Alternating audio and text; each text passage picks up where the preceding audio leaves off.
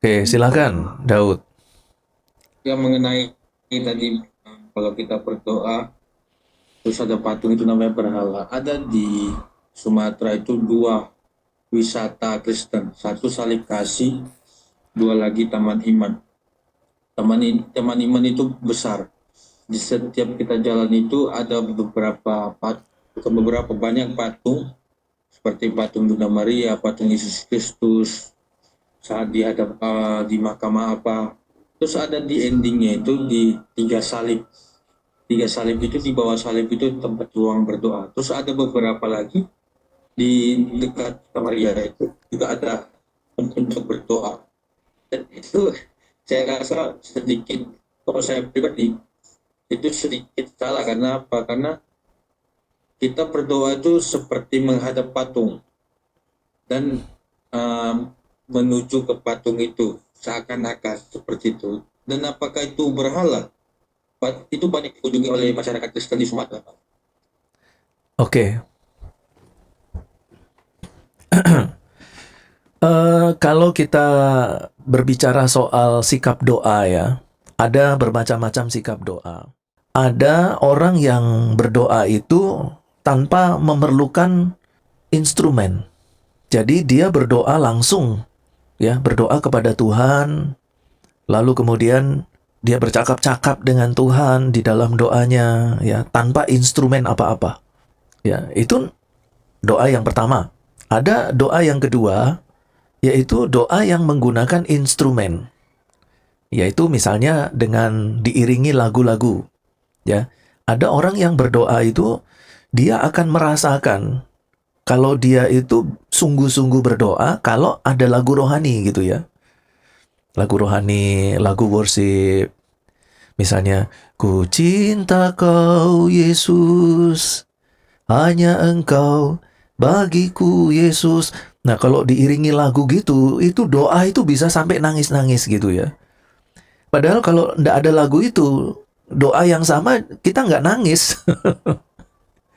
Tapi karena ada diiringi lagu gitu ya, kita bisa nangis.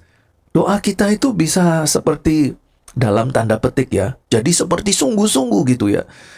Bahkan kita bisa merasakan Tuhan itu ada di dekat kita ya.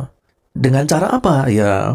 Dengan cara distimulasi atau ada instrumen lagu pujian. Ada juga orang itu berdoa itu harus dengan suasana tertentu. Misalnya dengan menyalakan lilin, menciptakan suasana yang syahdu, teduh, ya. Kemudian di situ dia bisa berdoa. Pak, kalau yang seperti itu gimana, Pak? Ya, kalau semua itu hanya sekedar instrumen, enggak masalah. Enggak masalah. Tetapi ketika seorang itu berdoa yang tadinya itu diharapkan sebagai instrumen tapi ternyata beralih fungsi kemudian menjadi sarana yang wajib. Kalau tanpa alat itu doa saya itu tidak sampai kepada Tuhan, nah ini sudah salah. Gitu. Misalnya doa menyalakan lilin terlebih dulu sebelum berdoa, menyalakan lilin, dan lilinnya juga jumlahnya juga harus jumlah tertentu, misalnya 3, 7, nggak boleh 6 Pak. Lilin nggak boleh 6. Kalau 6 itu melambangkan setan, melambangkan iblis. Jadi lilin harus 7. Jadi doa 7 lilin dinyalakan, terus berdoa. Terus nanti kalau misalnya di tempat lain nggak ada lilin, dia bilang begini, waduh nggak ada lilin, saya nggak bisa berdoa. Nah ini sudah salah. Itu berarti bahwa cara dia berdoa, yang tadinya hanya sekedar instrumen untuk menstimulasi suasana doa, nah sekarang itu sudah menjadi alat wajib bahwa kalau tanpa instrumen itu, tanpa lilin, tanpa lagu, doa kita tidak didengar Tuhan. Nah, ini sudah salah. Apalagi kalau misalnya ada sesuatu yang berbentuk semacam patung, lalu kemudian kita seolah-olah berbicara kepada patung itu. Kalau patung itu hanya instrumen, ini saya tanda petik ya, kalau hanya instrumen, nggak masalah. Mau ada 1000 patung pun, saya berdoa di situ juga nggak masalah. Gitu ya.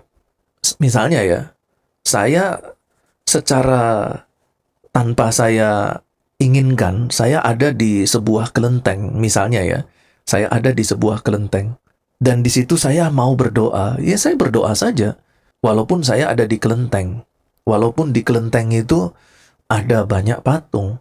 Dan bagi saya, dia hanya sekedar patung yang ada di sekitar saya yang tidak mempengaruhi doa saya. Saya berdoa saja, it's okay, nggak masalah. Misalnya saya ada di gereja Katolik, saya berdoa tidak terpengaruh dengan patung-patung yang ada di sekitar gereja. Dan saya berdoa di wilayah orang-orang Katolik, ya nggak masalah. Karena saya tidak terpengaruh. Dan mungkin saja ada orang Katolik, ada patung-patung ada di sekitar dia. Tetapi kemudian dia hanya melihat itu hanya sebagai instrumen, bukan sarana wajib untuk berdoa. Saya pikir nggak masalah. Kecuali kalau patung-patung tersebut diyakini akan membantu mereka, patung-patung itu akan membantu mereka bertemu dengan Tuhan, bahkan patung-patung itu mewakili Tuhan. Nah, ini sudah salah. Jadi, harus bagaimana, Pak? Harus melihat sikap hati orang itu. Konsep teologinya terhadap patung itu seperti apa? Kita nggak bisa menjudgment. Ada orang berdoa di depan patung, berarti dia sudah menyembah berhala. Belum tentu. Belum tentu. Ya, kita harus tanya dulu sikap hatinya seperti apa. Ya, dan dari sikap hati itu kita baru tahu bahwa konsep dia di dalam doa dia itu seperti apa berkaitan dengan benda-benda, simbol-simbol atau patung-patung tadi.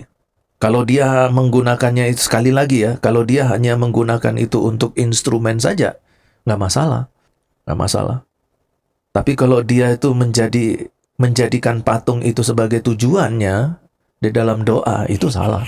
Nah, persoalannya semua orang yang datang ke sana, kalau mereka semua berdoa ke tempat-tempat ziarah itu, kan belum tentu semua mempunyai konsep yang sama di dalam hati dan pikirannya.